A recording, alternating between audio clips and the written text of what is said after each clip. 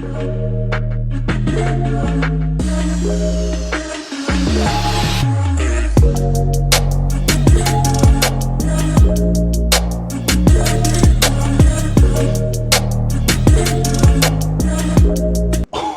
that was satisfying.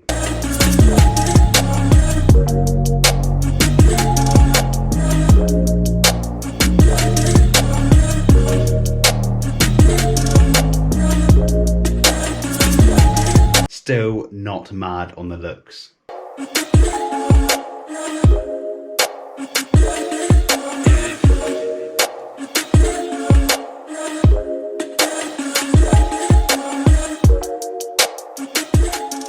Oh, it's been a while since I've done one of these videos, and I don't know whether it's going to make any sense.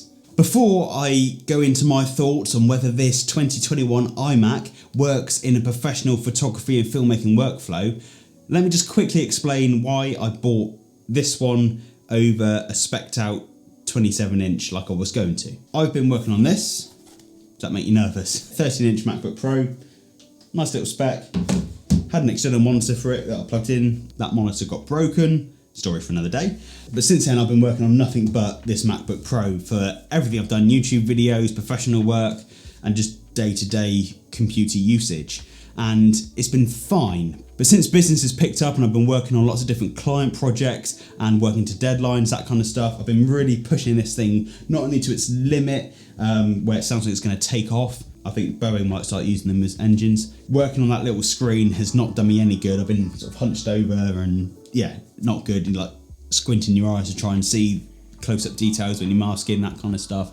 It hasn't been ideal. So that's when I thought, right, I need to upgrade, get an iMac. This is getting serious now. I need to, invest in not only my posture and eyes, but also in improving my workflow or working on a bigger screen on something that's a bit faster. You know the drill. But I put off buying the 2020 iMac because M1 was released about this time I was having these thoughts, and I thought, well, surely if they've started releasing it, it'll be on the iMac soon. Sure enough, they did, but I didn't like it. I wasn't a fan of the colours, the little screen, all that kind of stuff. But I thought, I really want M1 because that just seems to be the way it's all going, and that will improve my workflow. And so I went to buy one of these and you couldn't get them for shit. Like they were out of stock everywhere. Delivery time was like 8 weeks, and I was just like, oh, I should just buy a 2021. You can still buy with the 27-inch. On the off chance, one came up in stock, and it happened to be in silver, so not the stupid colours, and 10 minutes down the road from me. So I just went and bought it. Ask questions later, right? But do I regret it? So first impressions, I won't go into too much on the design and the features because you probably know just as much about it as I do, and you've either seen them or seen videos and photos. But as usual, unboxing an Apple product is the most satisfying thing in the world. And the quality is exceptional. The setup process is just a dream. It's just everything just works, and it's just everything you expect from Apple. But I must say I was pleasantly surprised with the design and how it looked in person compared to their marketing images. Don't get me wrong, I don't love it. I don't look at that and go, wow, that's beautiful. I really don't like the white bezel, and I'm not a fan of the pastel colour on the bottom here. But on the whole, it looks a lot better in person than it does in their photos. And I love how incredibly thin it is. It's like so thin. Like the headphone jack is on the side because the headphone jack is thicker than the screen, so it just wouldn't work. So I love that, but everything else I'm still a little bit, there's some horrendous noises. But you're not watching this to find out what I think about how the thing looks. You want to know, does it work in a professional workflow? Well, I've had it for about a month now, and I've been using it for exactly that. So, don't get me wrong, it is not perfect, and everyone's workflow is different, the demands of everyone is different, and what they require from something is different. So I'm not going to say, yes, this will work, or no, it won't work, because at the end of the day, you may have a completely different workflow and requirements than I do. But for me, it is working really, really well so far. And again, I'm comparing it to a 2-year-old 13-inch MacBook, so you'd like to think it was going to be an improvement. The screen was the biggest letdown for a lot of people because it is 24-inch compared to the 27-inch screen that you would get if you were buying one for a photography and filmmaking workflow.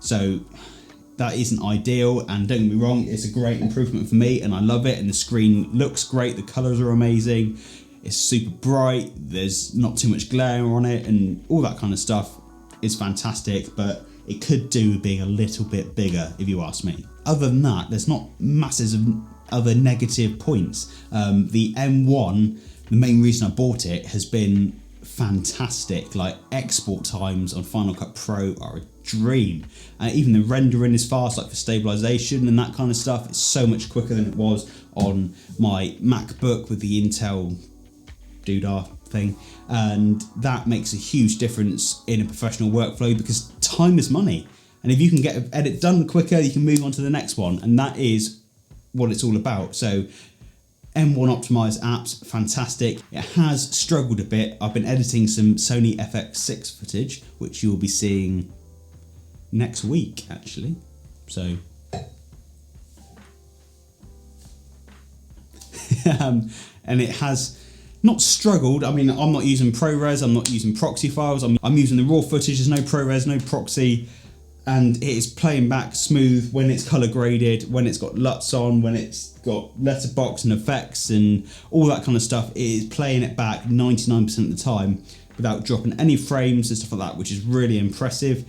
Every now and then you get a little spinning wheel for 5 seconds max, and then it's back to normal. So for something that's only 8 gig of RAM, if I told you that I was doing that kind of workflow on something with 8 gig of RAM, you wouldn't believe me. Like, editing full cinema camera footage in full res, and it is taking it like a champ. So I don't think Lightroom is fully optimized for Apple Silicon yet.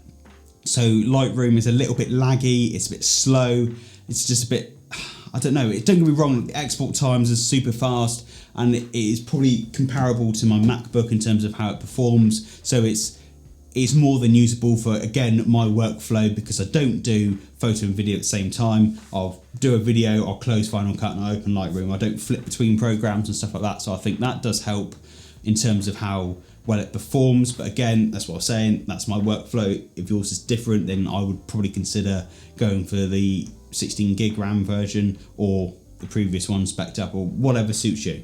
This is just my opinion. One other thing that I'm not a massive fan of is there's only 4 USB-C ports, and that's it. And a headphone jack, but that's all you've got to plug into, and that soon disappears. A couple of hard drives, card reader, your charging cable for your phone or your mouse or your keyboard or whatever, and you've got, that's them all filled up. So I don't know why they've only given it 4, but again, it's not actually aimed at professionals, so day-to-day use, it's more than enough. You will be fine, but there is times I'm thinking, oh, running out of places to plug stuff in. So more ports would have been nice, but that said, you can find a workaround. The other things that are really helping me are really good quality speakers, and that makes a huge difference. Not having to wear headphones all the time because I'm not a massive fan of it. So being able to get nice crystal clear audio coming from the iMac itself, again, really helps me personally. And again, with how efficiently everything works with M1, I think a professional workflow for me has worked really well. It has improved my efficiency, it has improved how quickly I can get through an edit, and yeah, I think it's been a massive step up. So if you have a similar workflow for me, 100% worth considering as your go-to machine, and I don't think it will let you down. Touch ID is good as well. On the Touch ID thing on there makes such a difference, because you can just lock, unlock.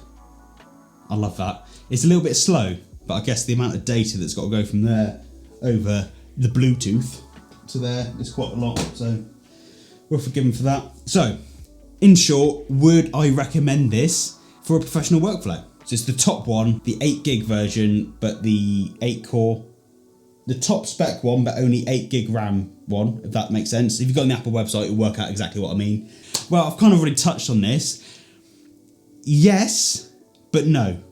I don't know what your workflow is. For my workflow, this works perfectly. Yes, I would like a bigger screen. Yes, it could do with being a little bit faster when it comes to multitasking, but in my workflow, I very rarely multitask between heavy apps, so I've not really had many problems with that. I'm afraid there's a but. As fantastic as this has been, I think I still regret it, because Apple have got this very clever way of marketing, and I've got this horrible feeling that what they would have done is they've launched this, and people like me have gone, all right, I won't buy the old one because I want M1, but this is the only option with M1, so I'll have to buy this one, which is what I've done. And then everyone will buy one of these. So once everyone's bought one of these, they'll then go, here we go, we have replaced a 27-inch one with M1X or something, which is a million times faster. It's got a 30-inch screen, it's got this, it's got that, it's got wireless charging in it, doesn't have stupid colours that look like it comes out of a nursery. And then everyone will go and buy that, because it'll be far better for a professional workflow. So if you're not 100% convinced, then it may be worth waiting to see what they replace a 27-inch one with. If you have watched this far, thank you so much for watching. I've been very quiet, but trust me, there's some really awesome content coming, like really awesome content that I can't wait to share, and I'm really on it now for the rest of the year. So if you're new around here and you haven't subscribed, then hit that subscribe button. Whilst you're down there, smash that like button, leave a comment, come say hi, and I'll see you in the next one.